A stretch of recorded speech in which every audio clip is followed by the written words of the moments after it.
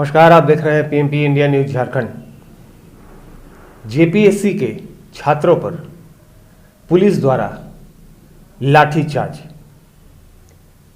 JPSC के छात्र जो कुछ दिनों से परीक्षा परिणाम घोषित होने के बाद से, जैसा कि उनका कहना है, जैसा कि उनका माना जाए, परीक्षार्थियों की अगर बात मानी जाए तो उन्होंने इल्ज़ाम लगाया है कि जेपीएससी का जो परीक्षा परिणाम घोषित हुआ है उसमें किसी न किसी तरह से धांधली की गई है और सिस्टम के तहत एक षड्यंत्र के तहत परीक्षा परिणाम घोषित किया गया है।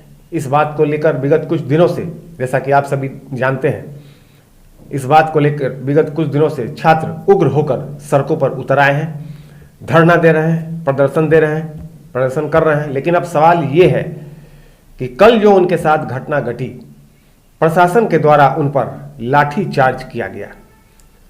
मुद्दा अभी यही है। आप जनता जनार्दन हैं और हम पत्रकार हैं और हम अपनी बात आप तक नहीं, हम आपकी बात को ही सहेज कर आपके सामने रखना चाहते हैं।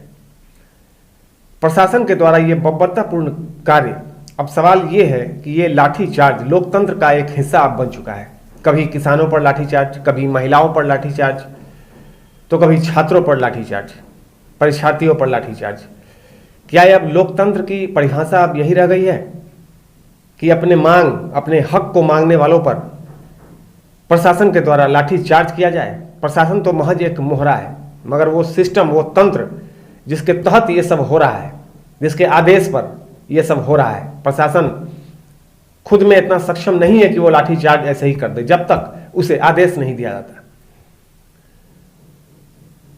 तो सोचने की बात यह है कि हम जिस लोकतंत्र में रह रहे हैं, क्या लोकतंत्र की परिभाषा अब यही रह गई है?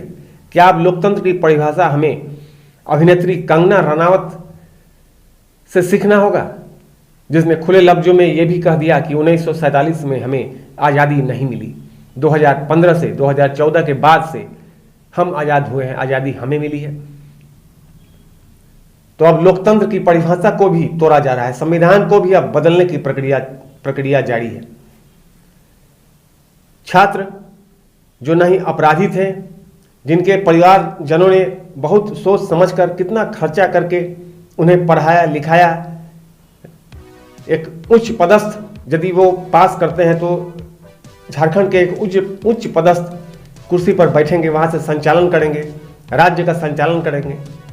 और उन्होंने जो इल्ज़ाम लगाया है, यदि उनकी माने तो ये धोखाधड़ी है। आज जेपीएससी के अध्यक्ष अमिताभ चौधरी को भी राज्यपाल ने बुलावा भेजा। वो अध्यक्ष हैं, उन्हें भी बुलावा भेजा गया है। अब आगे देखना है कि क्या होता है। लेकिन अभी तक की जो ये बर्बरतापूर्ण जो लाठीचार्ज जिस ढंग से किया गया है, क्या ये प्रशासन को करना चाहिए? इस बारे में मुख्यमंत्री, सूबे के मुखिया, सूबे के गार्जियन, अभी तक उनके तरफ से कोई बयान भी नहीं आया है। तो इन तमाम बातों को अभी आप देखें, किस नेता ने क्या कहा, लाठीचार्ज कैसे हुई, उस तमाम बातों को आप देखें और सोचें। हम सच दिखाते नहीं, हम सच बताते हैं। जैसा कि हमने आपको पहले ही बताया है, हम पीएमपी इंडिया न्यूज झारखंड है और हम सच दिखाते नहीं, हम सच बताते हैं। फैसला आपके हाथ में है। नमस्कार।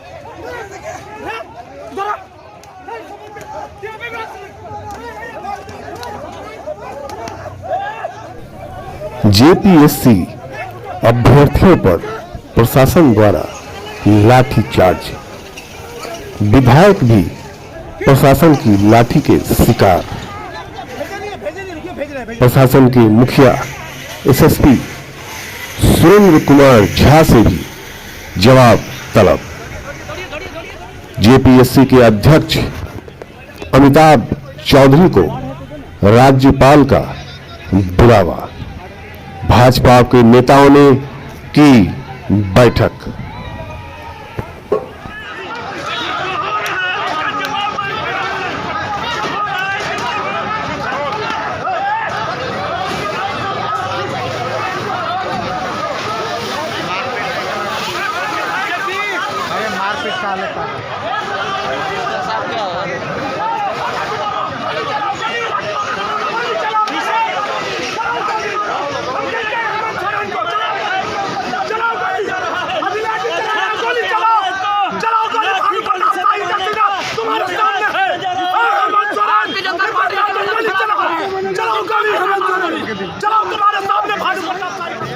परमिशन नहीं दिया था। पुलिस परमिशन कभी देती है क्या प्रोटेस्ट के लिए? जी कभी प्रोटेस्ट के लिए परमिशन मिला होता है बताइए? हेमंत सोरेन जी कल विपक्ष में थे तो उनको मिलता था क्या? प्रोटेस्ट होता था कि नहीं होता था? क्यों चेयरमैन ने समय दिया था बताइए?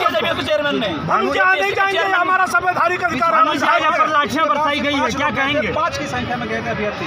नहीं बिल्कुल, हम लोग जाते हैं वहाँ, 5 ही लोग जाते हैं, लेकिन वहाँ तक तो हम लोगों को जाने देता। क्यों रोका बीच रास्ते में? क्यों रोका? क्यों गेट पर चलाया? वहाँ उस गेट पर चलाता। अगर हम लोग 5 लोग जाते तो उस गेट पर चलाता, उस गेट पर बात करता, वहाँ लाठी चलाता तो हम लोग मानते हैं कि हम लोगों की गलती है, लेकिन यहाँ से वहाँ जाने में उसको क्या दिक्कत? तानाशाही है, बिल्कुल तानाशाही है। और यह तानाशाही हम लोग नहीं चलने देंगे। कितना गोली है हेमंत सोरेन के पास, चलवा ले, लेकिन जेपीएससी में घोटाला हम लोग नहीं होने देंगे। बिल्कुल, जो जेपीएससी में अनियमितता हुई है उसके बारे में सरकार को बैठ के बात करने की आवश्यकता है, न कि इस तरह से लाठीचार्ज से किसी समस्या का समाधान नहीं होना। सरकारी हताशा में जानबूझ के यहाँ के छात्रों पर, निजी छात्रों पर लाठीचार्ज कर रही है, इसकी हम लोग घोर निंदा करते हैं। आगे की क्या रणनीति है? आगे की रणनीति निश्चित रूप से सरकार को इस पर हस्तक्षेप करना है और हस्तक्षेप करके इस मामले में यहाँ के बच्चों को न्याय दे, उनका हक और अधिकार मिले, और इसमें जेपीएससी में जो अनियमितता हुई है उसकी निगरानी जांच या सीबीआई जांच सरकार कराए।